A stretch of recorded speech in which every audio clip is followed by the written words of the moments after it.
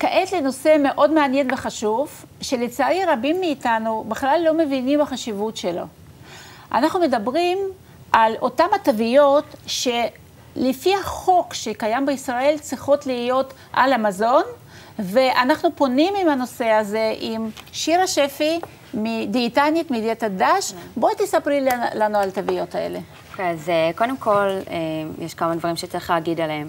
יש את התווית הראשית של המוצר, ששם נוכל לראות, היצרן משתמש בה לשיווק, כלומר, ללא נטרן, דל שומן, ומה בעצם המוצר שקנינו. והחלק השני הוא באמת תווית הסימון התזונתי, ששם מצוינים כמה קלוריות, חלבונים, שומנים, פחמימות, שזה לפי החוק, זה חובה להיות. בדיוק, ושאר מרכיבי התזונה, שאם היצרן מחליט להוסיף. יותר ויותר אנשים באמת קוראים את התוויות האלה, והתווית הזאת היא זאת שבאמת בשאיפה תאפשר לנו גם, אנחנו כלקוחות, לקנות אוכל בריא יותר ומזין.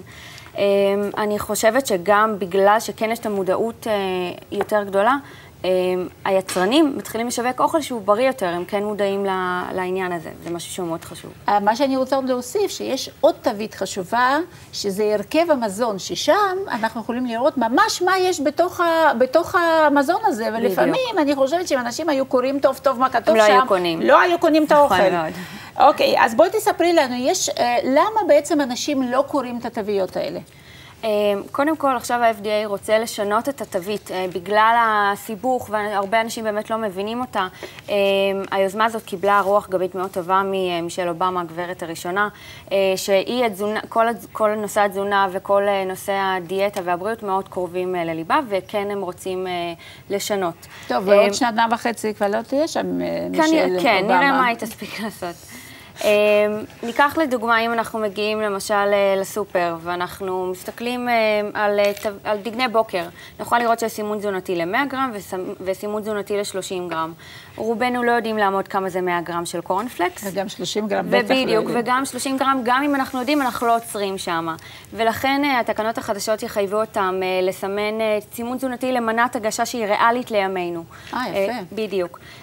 דבר נוסף שהוא לא פחות חשוב, הם רוצים להוסיף מידע על סוכרים מוספים, כלומר, אם אנחנו רואים מיץ תפוזים, האם יש עוד סוכר שהוסיפו, בלי שום קשר לסוכר שנמצא בתוך המיץ תפוזים מהפירות עצמם. ככה אנחנו נוכל לבחור האם אנחנו באמת רוצים עוד סוכר במוצרים שלנו או לא, שזה משהו שהוא מאוד מאוד חשוב. מה שמדהים דרך אגב, שבישראל, לפי החוק לא צריכים לכתוב בכלל כמה סוכר יש במוצר. כותבים את הפחמימות, ואתה לא יודע כמה סוכר, כמה לא סוכר, זה פשוט. בארצות הברית דרך אגב כותבים סוכר. אז זהו, עכשיו ברגע שיהיה את העניין של הסוכרים מוספים, אני חושבת שזה כן מאוד חשוב. זה מאוד מאוד חשוב לנו, כי במיוחד אנשים שלא רוצים לתת לילדים את הסוכר ולעצמם, זה... תגידי לי, ומה עם משקאות? מה את יכולה להגיד על סימון תזונתי של משקאות? מה לא עובד שם? למשל, אם אנחנו מדברים על ללא תוספת סוכר, אוקיי?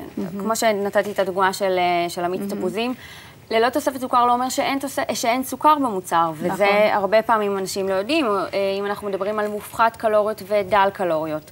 אם אנחנו ניקח את אותו מוצר, אחד שהוא רגיל, אחד מופחת ואחד דל, אנחנו בתור צרכנים נעדיף את הדל, כי שם יש את הכי פחות קלוריות. זה משהו שהרבה אנשים לא יודעים, אוקיי, מופחת ודל נראה אותו דבר. נראה אותו דבר, וזה ממש לא. זה ממש לא אותו דבר, והחוק מאוד מאוד ברור בנושא, והרוב הצרכנים לא יודעים את המשמעות. נכון, לא יודעים את המשמעות של הדבר. אני רוצה לתת לך דוגמה, עם הדל סוכר, ללא תוספת סוכר, זה יש דוגמה מדהימה, עם ריבה שכתוב עליה ללא תוספת סוכר, וליד זה עומד ריבה שלא כתוב עליה כלום, וכמות קלוריות בדיוק אותה כמות בשתי הצנצנות, בגלל שבריבה ללא תוספת סוכר יש יותר ריכוז של סוכר של פירות עצמם, שיש לו השפעה לא יותר טובה מאשר הסוכר המוסף. זה חשוב לסוכרתיים, למשל, שהרבה פעמים אומרים, אוקיי, זה ללא תוספת סוכר, אז זה בסדר. אוקיי, אז קודם כל זה מרתק, זה מאוד מעניין. תודה רבה לך שבאת אלינו. תודה רבה. תודה.